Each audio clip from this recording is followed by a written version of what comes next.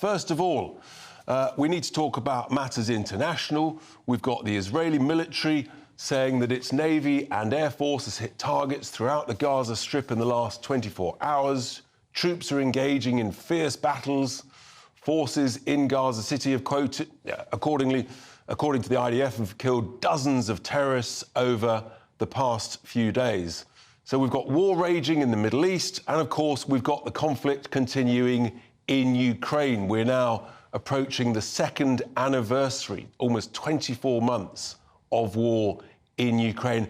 And the impact of these two regional conflicts for the UK on the world stage is really, really significant. And with hugely consequential elections next year in 2024, both in the US, here, across the EU, there's some big issues to discuss, and we could potentially be quite exposed. So I'm delighted to be joined by former NATO commander, former Director General at the MOD, Rear Admiral Chris Parry. Good afternoon. Great to see you, Chris.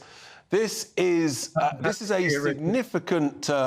significant 12 months ahead, Chris. These regional conflicts are horrific for the victims, for everybody geographically in those locations, those areas. So much tragedy, and also horrific for the consequences elsewhere in the world. But it feels to me that the UK, Chris, is quite exposed because we're very supportive politically of Israel, but it feels to me the international sense is moving away from supporting Israel because of the continuing relentless bombing in Gaza. The Ukraine wars, I think, much more of a struggle for Ukraine than perhaps they thought. What are your thoughts? Firstly, let's touch on the Ukraine war. How's it going, Chris? You've been following it very closely. And what do you see happening over the next few months? Well, in Ukraine, I think the Ukrainians are very much on the back foot at the moment. I think every time that Congress in the United States delays providing them with the necessary munitions to carry on the fight, it gives the Russians a boost. I also think the failed counteroffensive that didn't reach the Black Sea or the Sea of Azov earlier in this year has really sort of stalled the process, and we're seeing a frozen conflict along those lines of fortification that the Russians have put in place.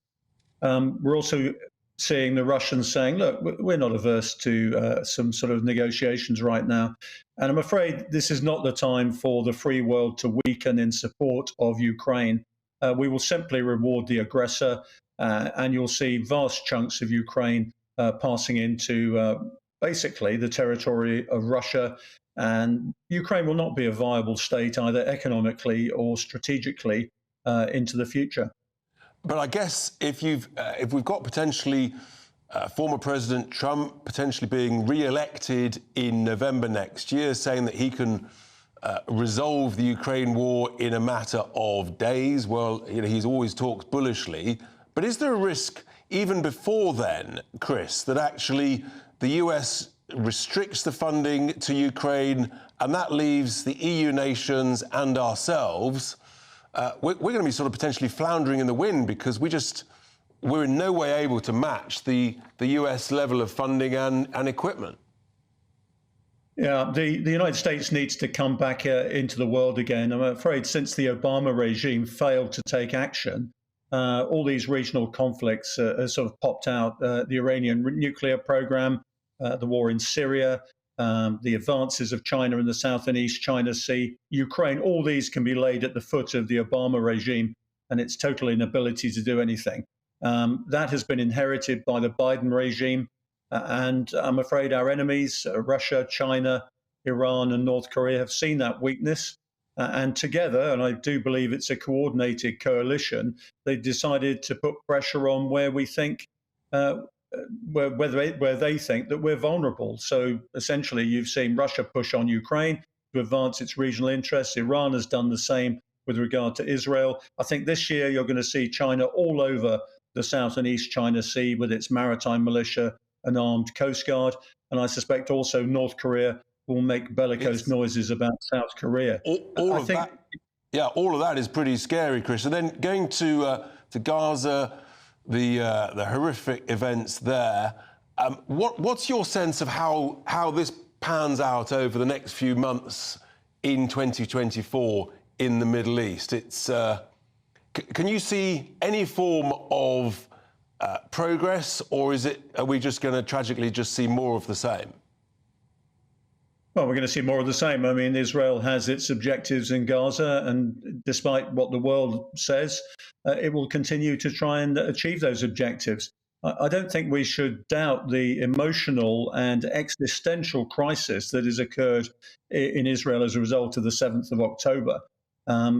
Its enemies have seen its vulnerabilities, and I'm afraid unless Israel strikes back very hard against Hamas, and I have to tell you, Richard, I think they also are going to have to deal with Hezbollah in the north as well at some stage, then you're not going to see peace in the Middle East. People talk about Gaza being a prison. I think Israel's going to be very much a prison over the next few years as they try and stabilize their borders and keep threats away. The one thing we should have in the back of our minds is that Iran is probably going to get a nuclear device in 2025. That will enable Iran to misbehave. Yeah, that's what the JCPOA, headed by Obama, said they could have. They said after 10 years you can have a nuclear device as long as you don't have one now while I'm in office. Yeah. That is not something to look forward to at all. Chris, thank you so much indeed.